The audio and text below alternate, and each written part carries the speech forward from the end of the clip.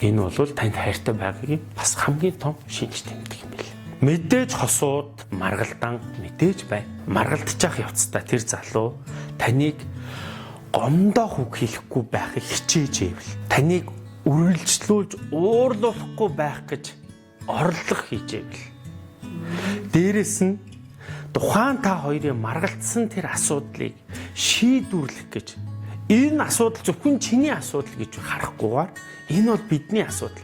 Хоёулаа энэ асуудлыг шийдэхийн тулд яах вэ гэдэг санаачилгыг гаргаж ивэл тэр залууд бити эргэлзээрэй. Энэ бол танд хайртай залуу, хайртай хүн л энийг хийж чадна. 7-дугаар шин чанар. Тэр залуу таныг ядарсан ч тэр, таныг ууртаа байсан ч тэр, таныг байгаагаар нь хүлээн зөвшөөрч байвал. Судлаачид ингэсэн байна л да. Тэр залуу таны сул талыг засах гэж оролдохгүй. Гэхдээ сул тал муу зуршил хоёрыг ялгах хэрэгтэй шүү. Одоо жишээ нь муу зуршилтай байж болно шүү дээ. Тамхи татдаг ч гинөө, хүм муулах байдаг ч гинөө. Сул тал гэдэг бол өглөөд айгүй хүнддэг ч гинөө. Тэ? Энэ имийг хүлээн зөвшөөрж байвал шүү дээ. Тэ. Тэрнээс сул тал муу зуршил хоёрыг ялгаж олох хэрэгтэй.